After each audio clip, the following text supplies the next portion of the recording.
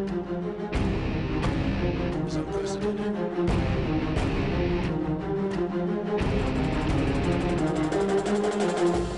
always great to come back to Mobile for the Senior Bowl. It's such a tradition, and I think this community really embraces this game.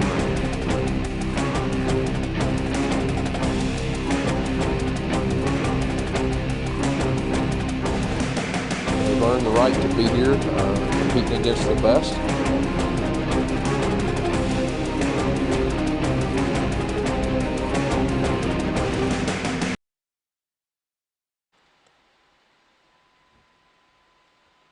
Welcome here into downtown Mobile. It is Senior Bowl week here in the Port City. Robbie Baker alongside Sports Director Randy Patrick.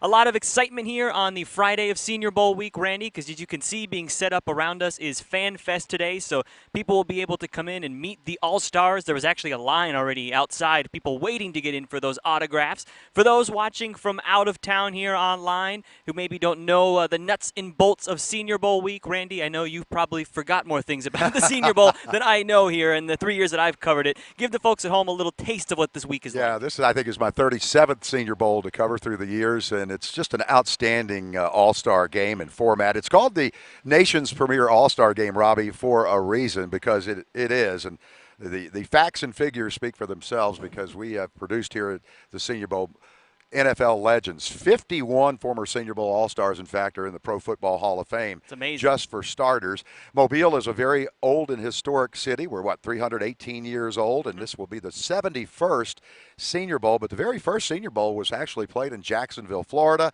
And then the Mobile Sports and Arts Association went down and purchased the game, brought it here to Mobile, and it has just been growing and growing and growing. And this year's week leading up to tomorrow's game has really been unbelievable. It has been unbelievable, the talent that Jim Nagy and his staff have put together here for this year's game. I know we were talking leading up to Senior Bowl week that it wasn't so long ago when these guys were actually practicing, about a decade or so. They were at the local high schools, and some local restaurants would bring them hot dogs and stuff. And now it is a much different vibe here with the national coverage and whatnot with this game. Of course, every year the marquee position group that everybody watches is quarterbacks. That is no different this year. We'll take a look here at some of the quarterbacks for each squad, and we will start with the North team quarterbacks. The quarterbacks for the North squad are Anthony Gordon from Washington State, Jordan Love from Utah State, and Shea Patterson from Michigan. Now, this group, Randy, maybe not as many big names as the South team that we'll get to in a second, but Jordan Love's a guy I know throughout the week that has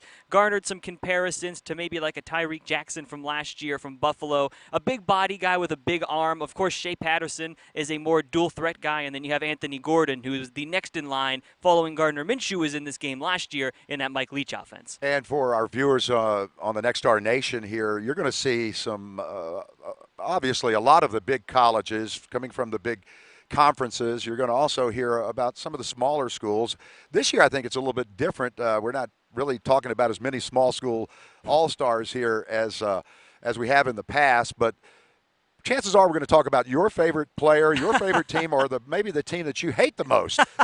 At some point, it will all be covered. I know we have a few small school guys, a Liberty wide receiver, and we had a Lenore Ryan from Division II safety in the game. Let's move over, take a look at the South quarterbacks here. This is the group that I think most eyes have been on this week. Justin Herbert from Oregon, of course, the Rose Bowl MVP. He's a guy that is projected to maybe go in the top 10. Jalen Hurts, a lot of local interest here, having played at Alabama and Oklahoma. And then Steven Montez, another one of those guys. He's from Colorado. And Randy, he's one of those guys, too, that every year, you see in the Senior Bowl and leading up to draft time, people talk about the guys that look like the prototypical quarterback, big frame, big arm. That's kind of what Steven Montez looked like here in the 3 days of practice. Well, we, of course, are here in the state of Alabama covering Auburn and Alabama throughout the year, and we got to see Justin Herbert early in the season against the Auburn Tigers, and we knew he was for real.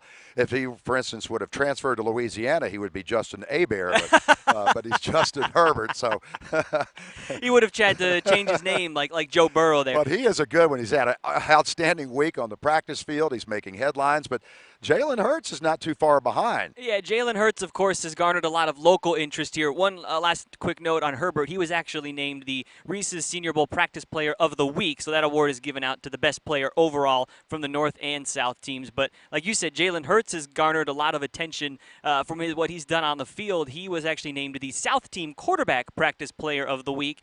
I think a lot of people wanted to see what he could do with top people around him against top opponents, and he is really trying to show NFL scouts, I think, a level of consistency. But I will note that coming into this week, Jim Nagy, the executive director, told me he's been really impressed with the progression that Jalen has made as a passer. And Jalen has said he's going to be a quarterback in the NFL. And Jim kind of backed that up to me, that he sees Jalen transferring to the next level, because you got guys like Mahomes, you have guys like Lamar Jackson who are dual threats, and that's the way the league is going now. Well, I'll tell you what, it's as he said, this is just an unbelievable situation for him leaving Alabama, going to Oklahoma, unprecedented. And through the years, when an Alabama quarterback comes to the Senior Bowl, it's like a rock star coming in. and he's living that life right now, I'll tell you. This is just a unique situation. You want to refer to him as an Alabama quarterback, but I'm sure the folks who are Oklahoma fans are saying, no, he's not the Alabama quarterback. Don't even mention that. He's our quarterback. It's worth noting that at Media Day, there was an emphasis put on when he was brought up to the podium. This is Oklahoma quarterback Jalen Hurts coming up to speak. Now, there's an emphasis on the Oklahoma before he took the podium there. Yeah, he's an outstanding young man, though, and, of course, Nick Saban, as we'll see later in the show, thinks an awful lot of him. And he was caught between a rock and a hard place, and he didn't know that Tua Tagovailoa was going to go down with an injury, and didn't have Jalen around this year. Maybe if he did, it would have been a different story in the national championship picture. Indeed, and obviously a big thing with Senior Bowl week every year. We know with all year covering the game, but especially Senior Bowl week is the charity aspect of the game, and Jalen Hurts got involved in that this year. He was actually given a dual-sided helmet, if you will, half Oklahoma, half Crimson Tide at the beginning of the week. There was some confusion. People thought maybe he would wear it in the game. I think you're looking at it now. It didn't get cleared for safety reasons for him to wear it during the week, because these guys are fitted throughout the year for special padding in their helmets and whatnot. But the helmet was autographed by Jalen Hurts, and it was put up for auction last night for the special spectator group, and it ended up being the highest grossing item that they have ever auctioned off during Senior Bowl week. It got over $5,500 for that helmet. Let's take a listen here to the charity group sponsor about this. Yeah, well, Jalen was an integral part of our VIP game day experience that we created for seriously ill children at Oklahoma this past season. And obviously, he's a beloved former member of the Crimson Tide, and fans love him. And coming back to Alabama, and for the work that he did with us at Oklahoma, we just wanted to offer this unique, one-of-a-kind gift for him. And he was generous enough to autograph it, and we'll auction it off Thursday night. And that aforementioned auction, like I said, got $5,500. His helmet went more than all the other autographed helmets combined. So that kind of shows you the power of Jalen Hurts. And a note on him in practice this week, I was saying he was trying to show some more consistency to teams. He, at least in my opinion, looks to be a much improved deep ball thrower than what we saw when he was SEC Freshman of the Year. You win that award, you'd think maybe you don't have a lot to improve upon, but there was one pass in particular that stood out to me from Wednesday's session. I believe it was Juwan Jennings deep, but it was the drills with a one-on-one cornerback and wide receiver, and he just dropped a dime that only the receiver could catch it. And everybody on the sidelines kind of looked around and said, "Did you see that throw from?" That was Jalen who made that throw. So I think you could argue that he has made himself some money this week. Well, I'll tell you, when you follow this game as a member of the media, it's kind of hard to become a scout. And good luck I am by no means a scout. Good luck to those guys who are scouting, because I mean, they're looking sometimes coming in for a negative or a positive and trying to figure out whether it's true or not. And many times with quarterbacks that come to this game, it's arm strength, right? And sometimes they have all the intangibles, the height, the weight, the speed, but they don't have that cannon. And then other times you have that cannon that comes in and you can't read the defense, right? So, I mean, you got to have it all, and you will get exposed here during the week in practice if you don't have it all. And Jalen looks to me like a can't-miss guy. Since we bring in the conversation of the ever-changing landscape in the NFL when it comes to a quarterback, right? Mm-hmm. They hardly ever go over center now. It's all in the shotgun. They can run, they can throw. And tempo, all over, spread the field, that type of thing. He fits that perfectly, I think. He seems to fit that bill perfectly. One thing to also kind of note, obviously we are not scouts. I cannot tell you who had better hand placement on their blocks or whatnot. I was actually talking with one of a scout on the sideline, joking that we have seen players in the past, whether it be quarterbacks or other positions, that they've come, big names, and we've said, wow, I wasn't too maybe impressed with what they did this week, and then they go on to be a top 5 pick and go to the Pro Bowl. So, well, what do we know when it comes to scouting? Yeah, and over the years, some of the agents have used this game in a positive way and in a negative way. I mean, they steer their players sometimes away from the Senior Bowl and say that could hurt your chances.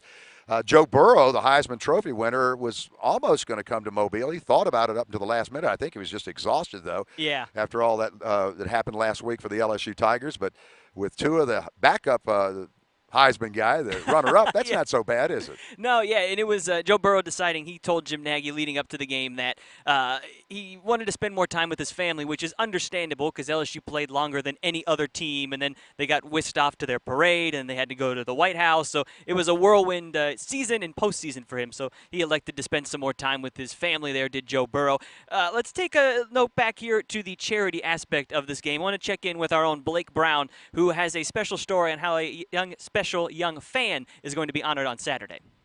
An autographed football, Senior Bowl tickets, and a lot of excitement this week for a lucky 4-year-old boy. This is a hardship. It's a hardship on Logan. It's a hardship on their family. But the exciting thing is, Logan is a football fan. Logan is a big football fan, and that's why the Alabama Kidney Foundation and the REESE'S Senior Bowl decided to come together this year to show their support. You see, Logan developed hemolytic uremic syndrome after he was infected by E. coli back in 2018, and since that time, it's been a rough road. Basically, it attacks the kidneys, either the kidneys, heart, or the brain. In his case, it was the kidneys. His mom says now little Logan relies on dialysis. Typically, the kidneys recover. In his case, they did not. There's actually an 85% chance that they would have recovered, and we were being optimistic at first. But his kidneys never recovered. It's been tough for Logan and his family, and that's why it was so important for the two organizations to give back this week. This is a very difficult thing for a young boy who's now 4 years old to do. He has a sister and parents that support him greatly. Now Logan's off to the Senior Bowl, a generous gift and one Logan won't forget anytime soon. In Mobile, I'm Blake Brown, WKRG News 5. I always love seeing the Senior Bowl getting to affect others like that in such a positive way. Of course, for us here, it starts really on Tuesday with Media Day, and it's kind of like every other Media Day. You do get some information, but it's also, the guys are kind of bombarded with the madness that is the entire national media descending here to the convention center in Mobile. Well, I've covered a number of national championship games, and the media that covers the national championship game, probably close to 1,000 or more. Yeah. And Super Bowl, over 1,000, but this game has really grown as far as the media, as you're about to see. It started years ago with just a few of the local guys covering the game, and then along came ESPN sending their people down here, and then along came the internet and the .coms and bloggers. And are you saying you're before the internet, Randy? Is that what you're trying to tell the people at home? So as you're about to see, it was stand in line to try to get an interview. Here you go. This is the best from Media Day on Tuesday.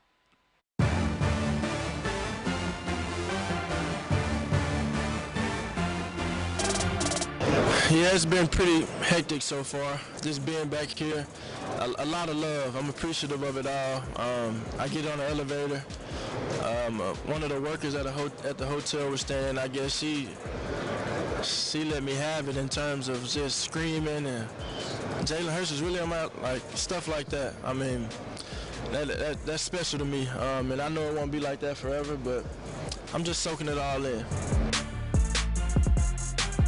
Yeah, I mean, just playing against different talents, man, just playing against those guys that I was talking about, like Alex Leatherwood, the Jedricks, man, those guys, it's 100% to this moment now, and playing against the Tyree Phillips and the kid from Texas Tech, playing against those guys, they're the same opponents I'm going to face today, actually, and just find that and competing, you know what I'm saying, showing competitive excellence and just being Marlon.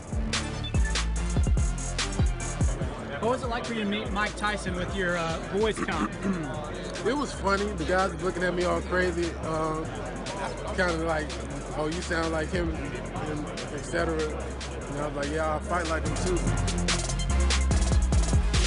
So your grandfather was a king.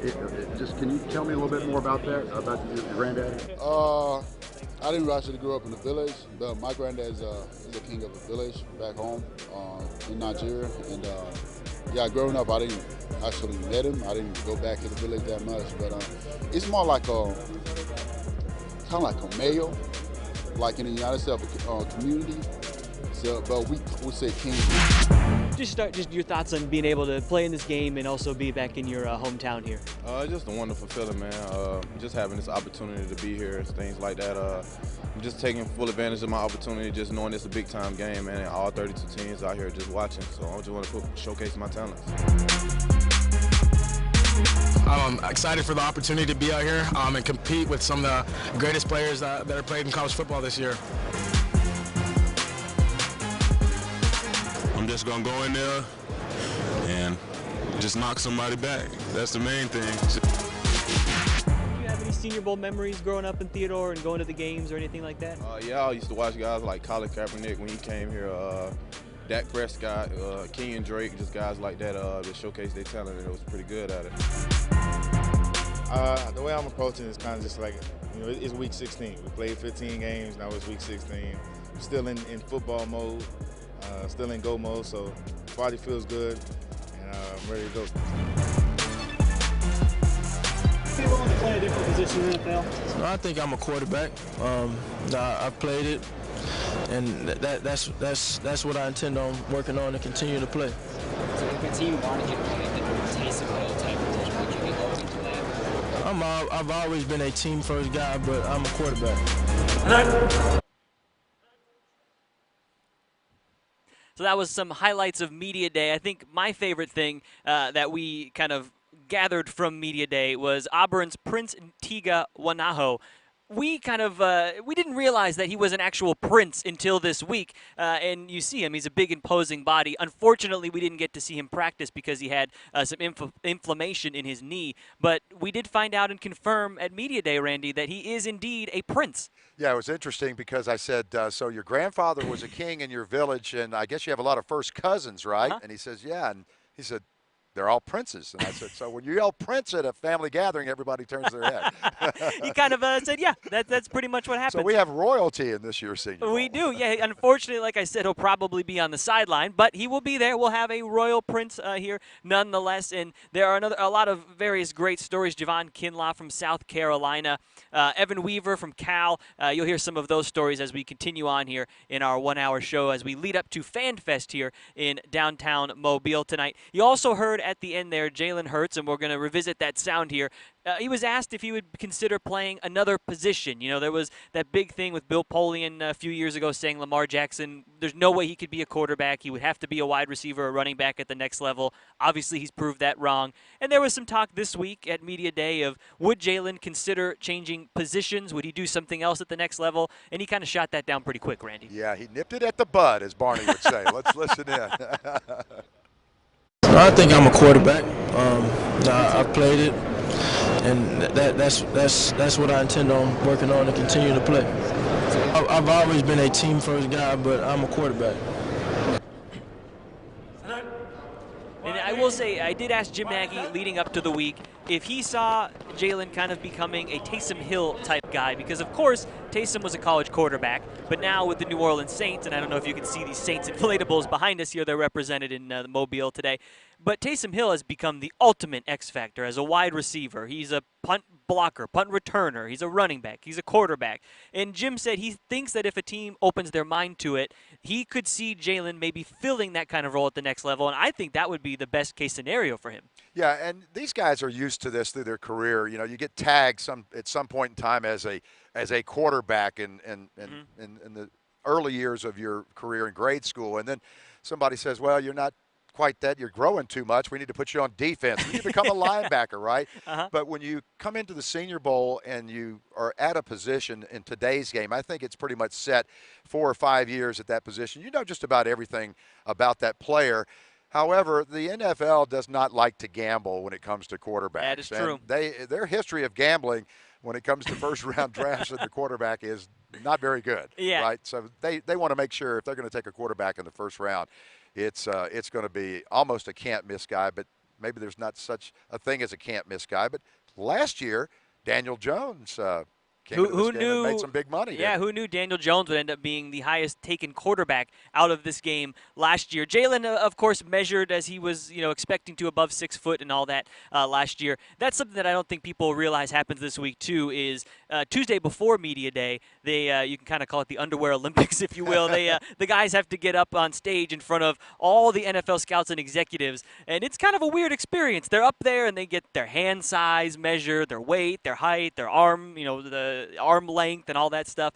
And so no stone is left unturned here in Mobile this week. They've actually introduced some new technology, and in the lobby at Senior Bowl headquarters at the Riverview Renaissance Hotel where all the players are staying, they have a big screen, a digital screen that shows all the measurements of time and distance during the practices, and they actually now have broken it down to how fast a runner is going in miles per hour. They have, and how long they ran that speed. I also know they've teamed up with Zebra Technologies. They have chips in the ball, so they are measuring every throw, how fast the ball has come out of the quarterback's hand, the mile per hour of the throw, the arc. It is pretty unbelievable, the technology that is being implemented in the scouting nowadays. Well, I can tell you, there are a ton of guys in the NFL through the years that have made a lot of money at defensive back that were high school quarterbacks, right? Mm-hmm. That got moved in the transition to college because they were an athlete, right? The athlete. He's an athlete, right? It's like it's a bad thing to be an athlete, Of course, every year the SEC seems to dominate in terms of athletes in this year's game. We can take a look here at the college breakdown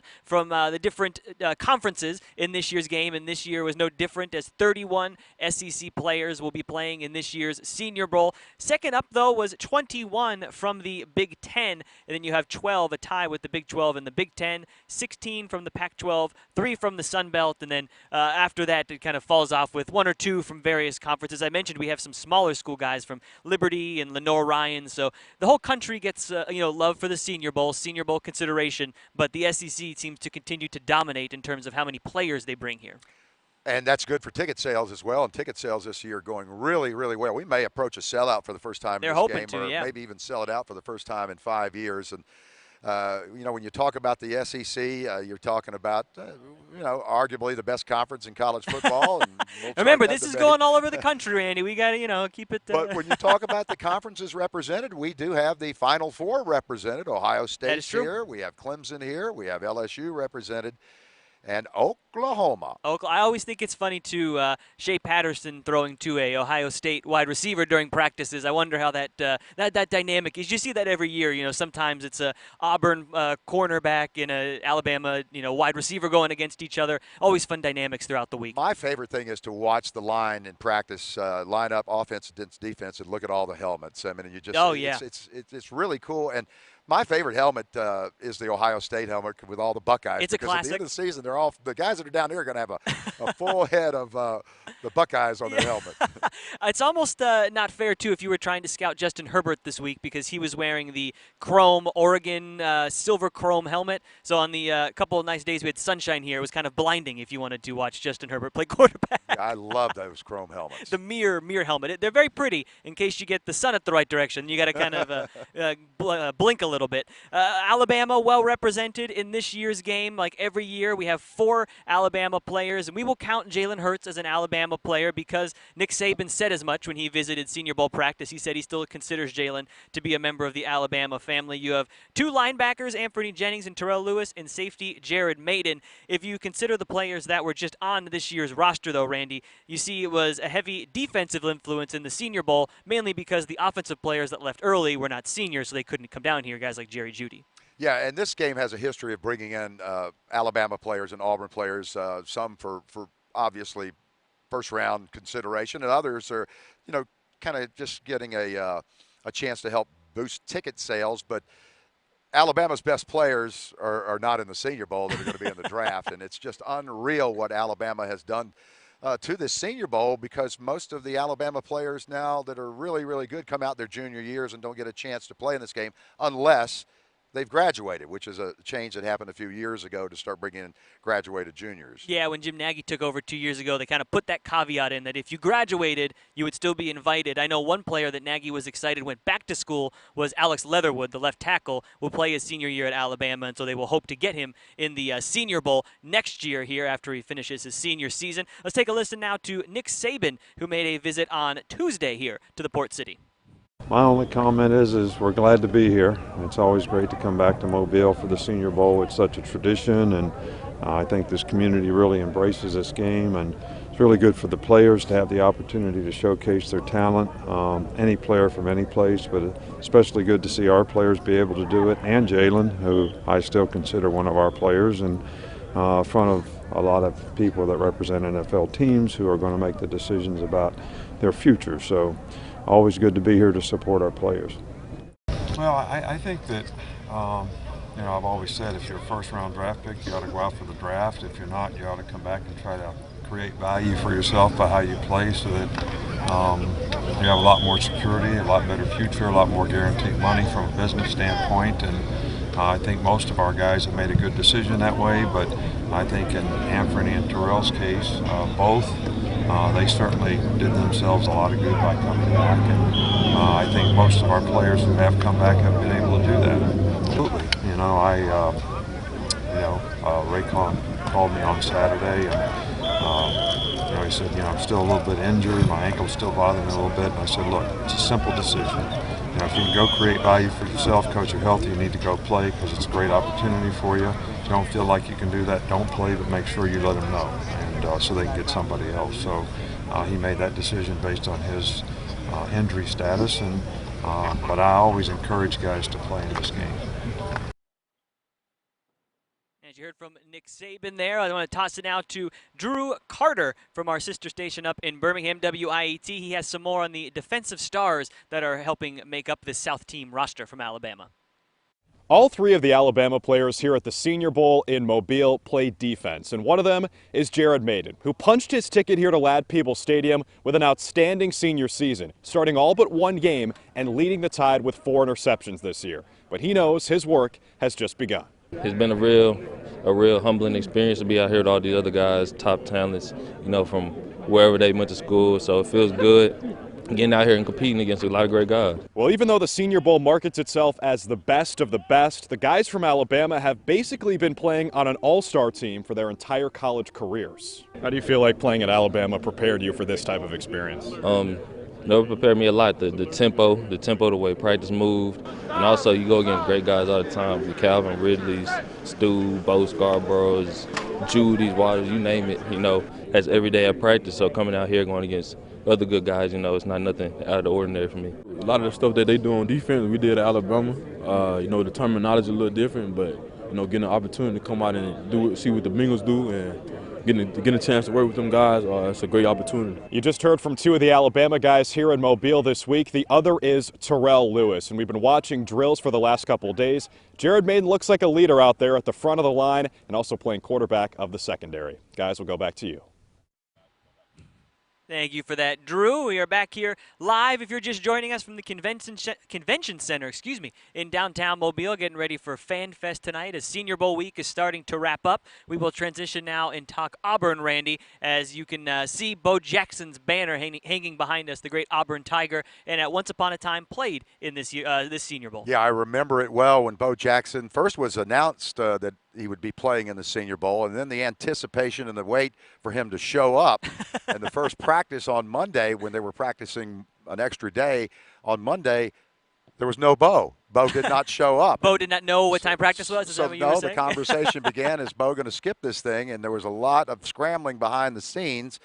And as the story goes, as I'm told, someone got into a private jet, flew up to Auburn, and Tuesday returned with Bo Jackson, and the rest, as they say, is history. Okay, well, there you go. A little fun history there from behind-the-scenes action at the Senior Bowl. Of course, Auburn also well represented this year, but more so in the trenches on the offensive and defensive side of the ball. Let's take a look at those Tigers that are in this year's game. We mentioned Prince Tiga Wanaho, the big offensive lineman. That's the picture you see there. He will, like I said, unfortunately, he wasn't able to practice, and he won't be able to play in the game because of knee inflammation. The big defensive end, Marlon Davidson, had a really good day of practice practice on Tuesday, and then we saw him in a walking boot, and he hasn't practiced since, so we're unsure of his status for the game. And then a late addition was Javarius Davis. He was actually brought in Wednesday, maybe not Bo Jackson style, Randy, but he did have to come in at the 11th hour and fill a roster spot, but he also has impressed scouts in the limited time he's been here. Yeah, and Auburn played the toughest schedule in college football. We talked about it all season long, and 6 of their opponents ended up in the top 10 in the AP poll. Gus Malzahn addressed that earlier this week when he visited here in Mobile, his players at the Senior Bowl. And when you play that kind of competition, even though the numbers are few this year, the scouts can judge a lot on tape from the regular season and then add to it what they see here at the Senior Bowl. Yeah, and Marlon Davidson was a guy that, like I said, showed up really well on Tuesday and then hurt something in his foot or ankle. We wasn't released what happened. He was in a walking boot, but he had a great time playing with Derek Brown, obviously, in the middle. And we're going to talk about Javon Kinlaw from South Carolina in a few minutes, but him partnered with Marlon Davidson in the middle in that South practice on Tuesday. It was very fun to watch. So Marlon Davidson, a guy that they are saying may have moved his way into that day 2 conversation, 2nd or 3rd round pick. For more on the Auburn Tigers, let's check in now with Rex Castillo. The 2020 Senior Bowl is the final time college seniors can showcase their skills to NFL scouts and general managers. The Auburn Tigers sent 2 men that live in the trenches in Mobile. One, Prince Tegamonongo, a 6'5", 307-pound monster of a man that can beef up any line in the pros. His tenacity on the line helped Auburn protect SEC Freshman of the Year, Bo Nix. Another aspect of Prince that many people may not know was his journey to this point. Prince arrived to America with just $20, a change of clothes, and a hope to pursue college basketball. However, during his time as an exchange student, Prince decided to change paths to American football, and he never stepped on a gridiron until he was in Alabama. Well, eventually he blossomed so much on the football field, Auburn came calling. Monongo's split time is what really jumped off the page. Auburn recorded his split, the first 10 yards of a 40-yard dash, at 1.65 seconds. Now, for reference, Jonah Williams, the first offensive tackle taken in the 2019 draft, ran a 1.77 at the NFL Combine. Unfortunately, Prince will not participate in the Senior Bowl due to his soreness in his knee. Now, the other lineman Auburn will send to the Pro Bowl is defensive lineman Marlon Davidson. Davidson was on the same devastating line with the All-American Derek Brown. Davidson wasn't a scrub, though. He finished the year with 7.5 sacks, 2 forced fumbles, and 30 solo tackles. The Senior Bowl presents a wide range of elite talent, but Davidson says he isn't scared because he squared up against the SEC all season long. And just to compete against those guys, it's easy competing against guys like this because you already played against them every year, you know what I mean, every game, so it don't really faze me. I tell you what, being here with all these good players is not going to be a shock to their system, and that's kind of what we talked about too. You know, we played a real schedule. I think we played 6 teams that won 11 games. Of course, we'll see what these two can do at the Senior Bowl, which kicks off at 1:30 p.m. Central Time in Mobile. Reporting on the Auburn Tigers, I'm Rex Castillo. Let's send it back to you. Thank you for that, Rex. You heard the 1:30 kickoff time on Saturday. Everything will get filled up around us here for FanFest. At 3:30 is when they'll open the doors here so fans can start getting autographs. And then tonight at 6:30, we got the Mardi Gras parade where the players will throw out some autographed memorabilia to fans. And then the big concert tonight at 7:30 with the Revivalists. So a big night of football here in the Port City, Randy. Even though there's no on-field action, plenty of off-field events. Yeah, this is truly a one-of-a-kind event. And when we say the Senior Bowl, you first, if you're unfamiliar with it, you think, well, it's just an all-star game on Saturday, and the guys aren't really giving their all. It's so much more on and off the field. The players arrive, they start doing interviews with NFL teams from morning, noon, and night when they're not on the practice field. They're scrutinized. They go out and they do some social events.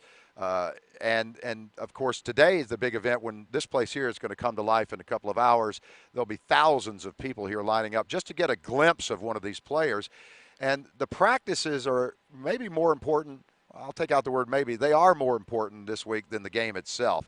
You got to put good stuff on tape. Absolutely. And so, as I mentioned earlier, you can get exposed, but you can also impress some people and move up. And over the 71-year history of this event, the last 70 games, there have been stories after stories after stories of guys that came to Mobile and really made a move, and they have a soft spot in their heart throughout the rest of their lives because they know they made it made the move in Mobile, Alabama. Well, as you were saying that, I looked over your shoulder to the banner of Baker Mayfield hanging right to our left here, and I think you could easily say he is a guy that decided to come to Mobile, had a great week, and then played in the game, and then ended up becoming the #1 overall pick.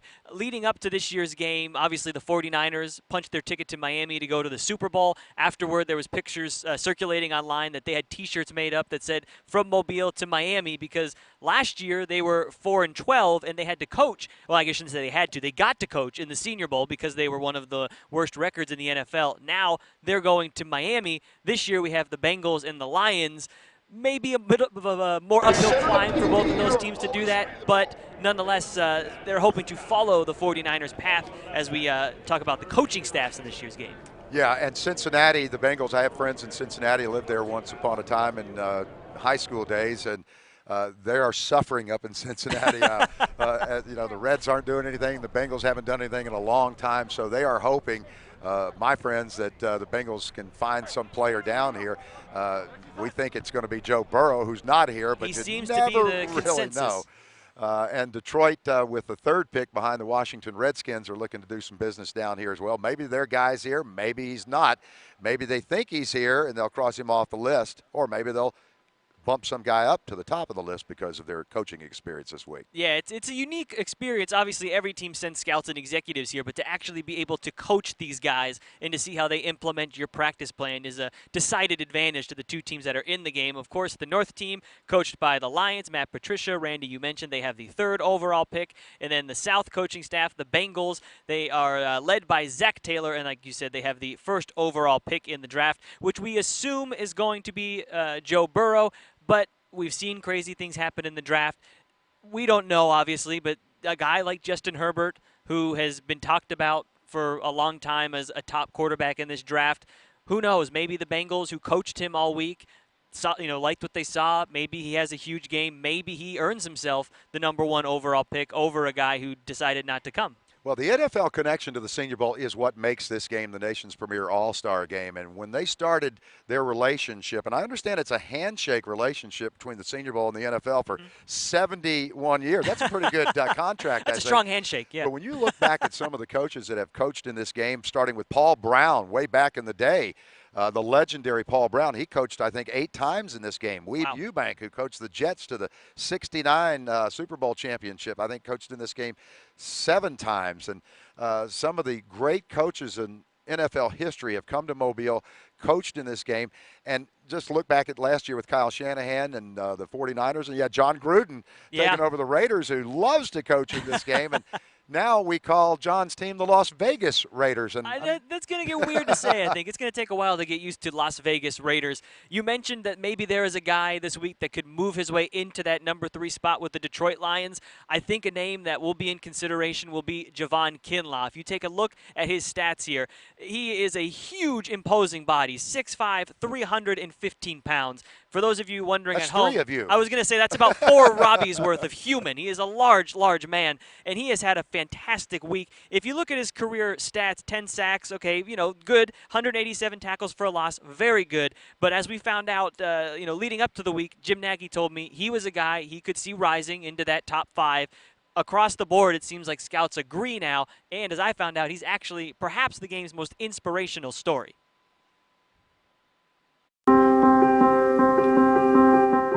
Just growing up in Northeast Washington, D.C., pretty much homeless, living in basements. Well, we went without electricity, no water, things like that. We light the stove with a little match or something. Get a tall pot, boil the water, mix it with some cold water, put it in a bucket, take it upstairs, take a shower like that. But at a young age, we just thought that was normal, That's how we was living. Javon has already overcome a lot in his life. After playing at Jones County Junior College, he went on to become a star at South Carolina. Each step of the way, Javon's past has fueled him. Just made me play with an aggression, a different kind of aggression, People just doing you wrong all your life, man. So football just became an outlet for that type of stuff, and it's just been working in my favor, honestly. Javon's journey to the Senior Bowl has given him a new perspective on what it means to make it to the NFL. That's all I really think about, honestly. Just giving to those who don't got much, you know what I'm saying? Maybe starting charities, you know, food drives, things like that, giving toys out.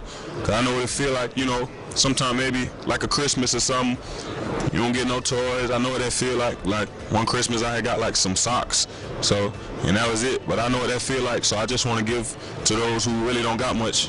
And he's turned heads all week here in the Port City, garnering comparisons to the likes of Aaron Donald. I think I can be better. Honestly, that's just the expectations I have for myself, and that's just how high I am on myself. I can honestly tell you that Kinlaw has become one of my favorite players just from covering him this week. Of course, there's a lot of inspirational stories here this week, and one of them comes from Washington State quarterback Anthony Gordon. If you are a Washington State fan, you will realize he is not wearing his normal number on his jersey, but that is for a very special and specific reason. I chose to wear it in honor of Tyler Helinski, one of my good friends. And, you know, the Helinskis gave me the permission to wear it, and, you know, I was honored to represent Tyler and carry him with me at the Senior Bowls because it should have been his senior year, and he would have been the quarterback representing us today. Tyler, man, I don't know, from like the first time I met Tyler, he kind of took me under his wing. You know, we're the same age, but he's just, you know, almost kind of like an older brother. You know, he kind of just taught me the ropes of Pullman and just kind of how to just enjoy life and how to go through with a smile on your face. If you're a college football fan, you may remember the untimely passing. Tyler Helinski committed suicide a few years ago at Washington State, but it's nice to see that the Cougars' bond is strong and his legacy being carried on here in Mobile. As you heard, it would have been his senior season and perhaps his turn to come here, and now at least in his honor, or he's being honored here in Mobile. That's outstanding. And, of course, Washington State losing their head coach to the SEC. Yeah, we got Mike Leach coming down to SEC country. I'm sure that won't be entertaining at all. I'm sure he'll have very boring press conferences. Well, maybe Lane Kiffin will take some of the headlines away from it. The Egg Bowl is going to, well, it's always must-watch television, but it'll be especially so this year. You mentioned, Randy, the history of the Senior Bowl, excuse me, and you see the banners behind us of years past. And if you look at just the last 2 years of this game, it's grown so much under Jim Nagy in the last year. 10 first-round picks. I believe it was 48 players taken in the first 3 rounds. And 2 years ago, Baker Mayfield, and just the way that you mentioned it's a handshake agreement, but the way that the NFL and this game kind of synergized to really create the future of the game is pretty amazing to see. It's just got a history that it turns out first-round draft choices. I mean, I can remember after a game going to one of the nightclubs in downtown Mobile. I think there was 12 first-round draft choices all sitting there having a beer together, and you go, wow, that's just unbelievable. And that's what the Senior Bowl stands for. Come to Mobile and make your money and become a first-round draft choice. So that's the mission. And if you have a good game on Saturday, that's icing on the cake. Back in the day, I keep going back in the day, they used to pay the players. The winning team made a little bit more than the losing team. They got checks. They would go and cash them. The bank actually controlled the game back in the day, so they had one line where you got your check, another line where you cash the check, and the Senior Bowl MVP would win a car. Okay. Those were the days. And now if you came up and told one of these guys if you get the MVP award Saturday, you win a car, I think they'd play a little bit harder. Well, there's still going to be plenty of good action on the field on Saturday. Of course, it's a 1 o'clock pregame show starts if you're going to be able to make it to the game. I know Jim said there's still limited tickets available. They're hoping it ends up becoming a full-out sellout. But then 1:37 is the technical kickoff time of the 2020 REESE'S Senior Bowl. Randy, you've been watching practices all week. We've mentioned names like Justin Herbert, Jalen Hurts, the quarterbacks.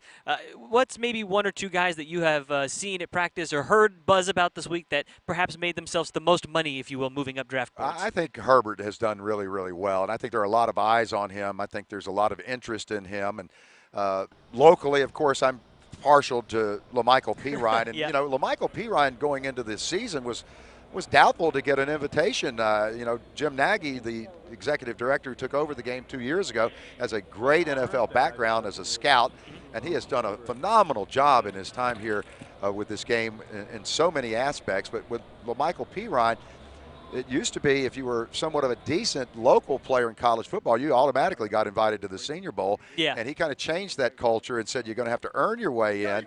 And he put LaMichael up there on the board as a possibility early in the season. And then those long runs in a couple of games, the MVP performance in the Orange Bowl, and now the practice recognition this week as one of the guys that had a really good practice. I think he has really impressed me as well. LaMichael went from will he get an invite to the Senior Bowl to we hope he comes to the Senior Bowl is what the scouting staff there kind of transitioned out after the great season he had in the SEC. As I mentioned, 1:30 kickoff time Saturday from Ladd Peebles Stadium. If you want to get all technical, it's 1:37 is when the ball will actually fly in the air. But 1 o'clock will be the pregame festivities. And we're talking about LaMichael Pirine. We might as well continue that here. He had a phenomenal season. Of course, for us locally, he is from Theodore High School. He was honored there this morning at 10 o'clock with a big homecoming pep rally, and we have that story on our website, WKRG.com. But he certainly impressed a lot of people. There was, I guess you could say, a knock on him in the jargon, if you will, that he didn't have the breakaway speed and he needed to improve as a pass catcher. Well, I know Auburn fans know he has breakaway speed after that 80-yard touchdown run earlier in the SEC season. He ended up being Orange Bowl MVP. And this week, he has certainly shown he can be a pass catcher. I was able to catch up with LaMichael at Media Day to hear more about his draft rise. Just a wonderful feeling, man. Just having this opportunity to be here and things like that. I'm just taking full advantage of my opportunity, just knowing it's a big-time game, man, and all 32 teams out here just watching. So I just want to showcase my talents. Do you have any Senior Bowl memories growing up in Theodore and going to the games or anything like that? Yeah, I used to watch guys like Colin Kaepernick when he came here, Dak Prescott, Kenyon Drake, just guys like that that showcase their talent, and it was pretty good at it. What are you kind of hoping to show NFL teams this week? That I'm able to do everything, just being a true three-down back, being able to pass, protect, win one-on-one battles, just being competitive out here today, man. So LaMichael Pirine, certainly a guy that has made some money this week. And LSU, the Tigers, also well represented. But it's been unique for them because we mentioned Joe Burrow elected not to come because he kind of needed a rest. And there's no fault in that. He's been playing football for the better part of the last 6 months with no break. But the Tigers that did come have kind of jumped right into the NFL without having any break from college.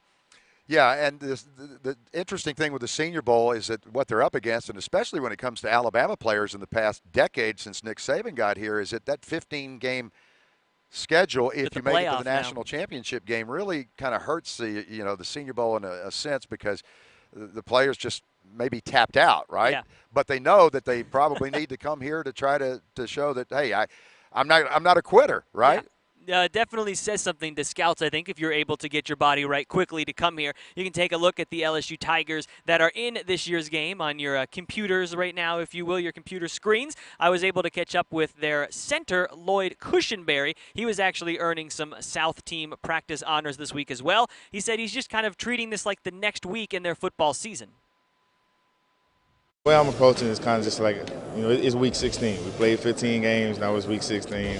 Still in football mode, still in go mode, so body feels good. While most players in the Senior Bowl had weeks to prepare and train, the LSU Tigers are coming off a national championship game. Of course, LSU and Clemson played longer than any other teams in college football, and after a hectic week, the Tigers barely had time to let their championship win set in. Finally set in for me Saturday at our parade. I'm sitting there in our facility and just kind of looking around, and we hoist that trophy one more time, so that's when it really set in. They are just 8 days removed from being crowned the champions of college football, and Lloyd said it's finally hitting him that his days in Baton Rouge are done. On my way here, on the ride here, man, I just having flashbacks of all the memories. I'm from Louisiana, so I've been in Louisiana my whole life, and just having flashbacks, and I've enjoyed my time, but I feel like it was time for me to move on.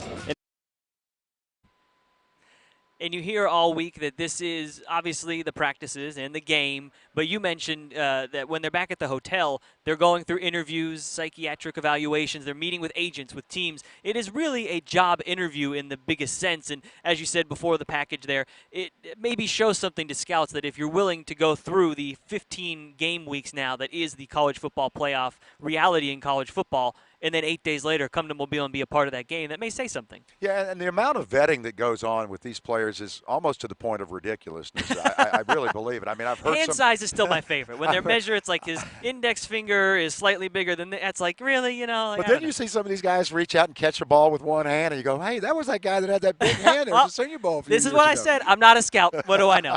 What do I know when it comes to hand sizes in NFL prospects? But it is interesting, like we mentioned too earlier in the show, the technology they use now. You mentioned in the hotel downtown, the team hotel, they have a whole video board where all of the stats are put up, and guys are being tracked for how fast they run, how long they run that fast. There really is nothing left unsaid after this week, and then you go through the combine. When it comes to draft time, you mentioned that teams don't like taking risks with their top picks. It's hard to feel like anyone's taking a risk with any pick nowadays for how much information is out there. Yeah, and this is not a science. I mean, you spin the wheel of fortune, and sometimes you come up with the big number, and sometimes you don't.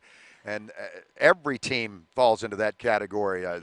There's some whiffing that goes on, and you might lose your job as the scouting director or the player personnel director because you whiffed on a player or two. I remember I look back over there and I see Dan Marino in 1983, and I remember that was the year of the quarterbacks. And when Dan came to the game, the amount of attention that he had, and that was before the days of all this backroom betting, and there were some rumors out about him and things of that nature, and he got his draft pick, and he went to Miami and did a pretty good job down there. I would say it turned out pretty well for Dan Marino. Let's take a look now at the events, the Senior Bowl events we have coming up here still today, and then, of course, the game tomorrow. Fan Fest is where we are, and this will all open up here at 3:15. We got here around, what time did we get here? 12 o'clock, 12:30, Randy, and there was fans already lined up at the convention center just to get in, to line up to get these autographs. So the All-Stars will be here. Fans will be able to get autographs. And then the big new addition tonight at 6:30 is the Mardi Gras-style parade. So the guys, if you didn't get an autograph because you had to wait in line or didn't be able to get there in time,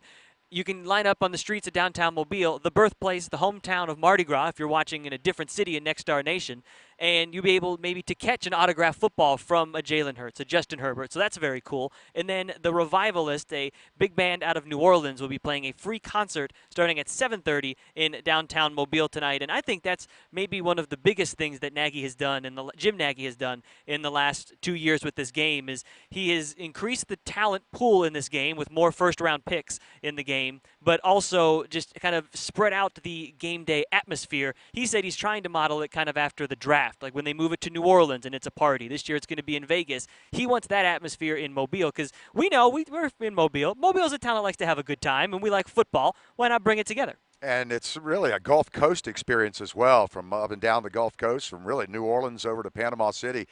People come to Mobile. It's been a tradition for their families through the years. And Pensacola really getting in on the act this year with Jim putting something together to take the Senior Bowl experience over to Pensacola. Yeah, you think you're looking now at the Pensacola Blue Wahoos Stadium, a AA stadium here in our area that houses the AA affiliate of the Twins. But some of the Senior Bowl All-Stars, including Alabama's Anthony Jennings, were over there today, and a few of the Florida Gators went over as well to meet with fans in Pensacola who maybe don't have the opportunity to drive the hour or so up the highway here to Mobile. They brought the Senior Bowl experience to them today. Pensacola. Go. What's it like to throw a touchdown pass to one of those kids? Oh yeah, it was fun. You know, he made a good catch, so it made me feel good, like I did something. But that was all him. Crazy. That was a crazy experience. I've always wanted to be like him. He's just a beast. Just out here and playing with the kids and going through drills and things like that, and doing a little bit of one-on-ones with the kids. So it was fun. We're gonna get a break right here. Then we're gonna line up on the line.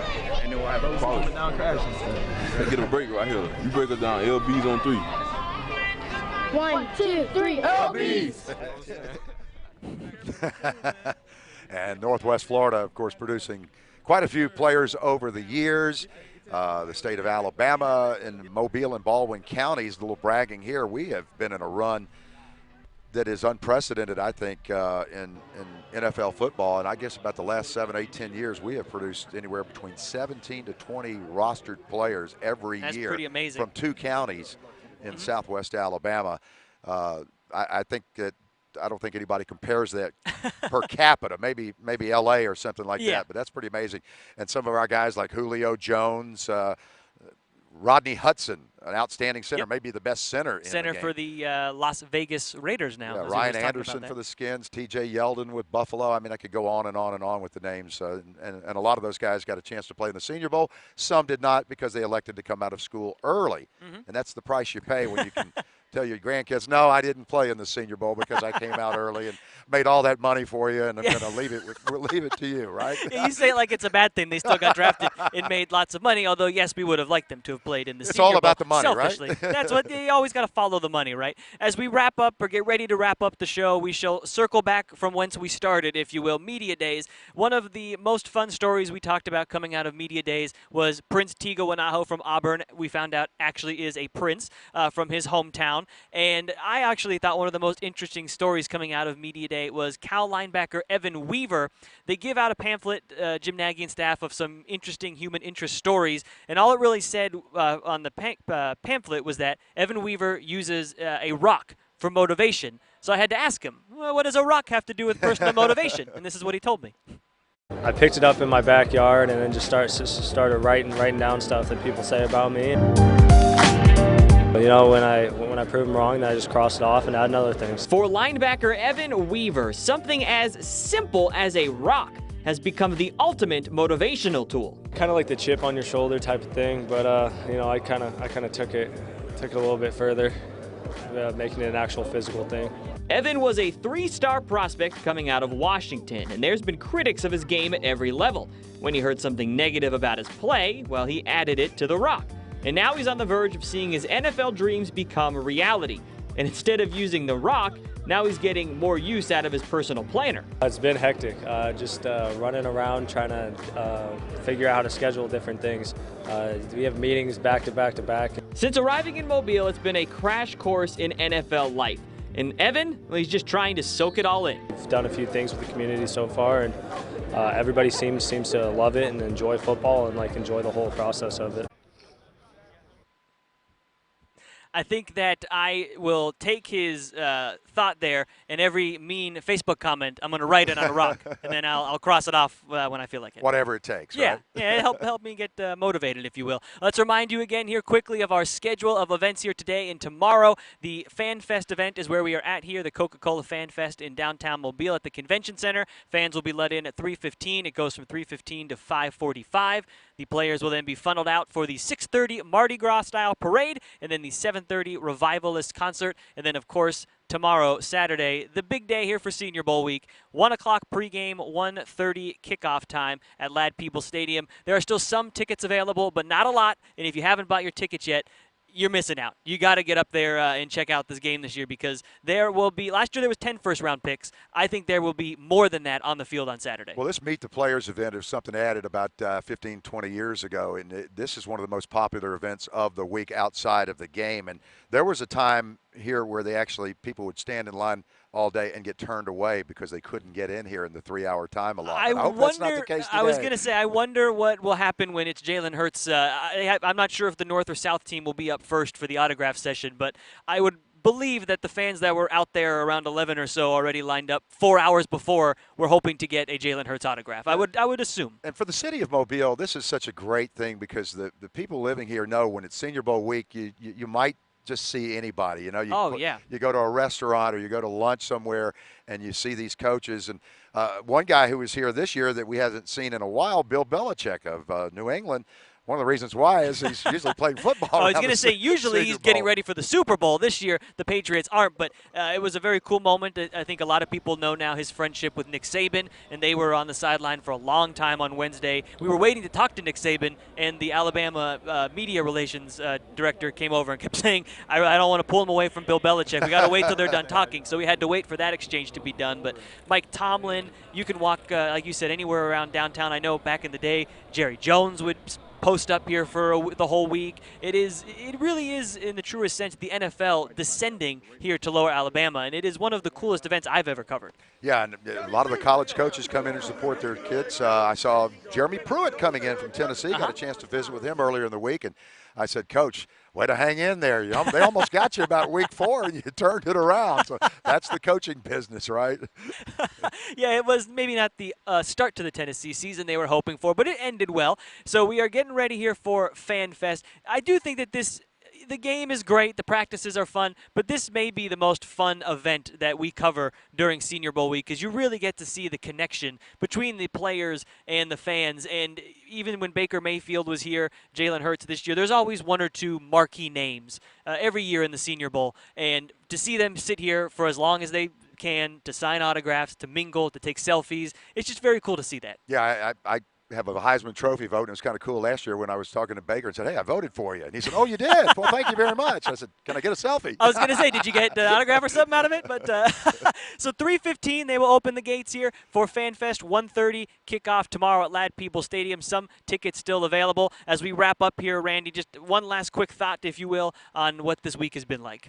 Well, it's, I think, one of the better weeks I've seen ever. I think Jim Nagy, hats off to him and his staff, and the best may be yet to come, but looking past the last 5 days, that was pretty good. It was an excellent week of practices. It will be an excellent night here in Mobile, Alabama, and an excellent football game tomorrow at Lad People Stadium. For Sports Director Randy Patrick, I'm Robbie Baker. We thank you all very much for watching this road to the Senior Bowl.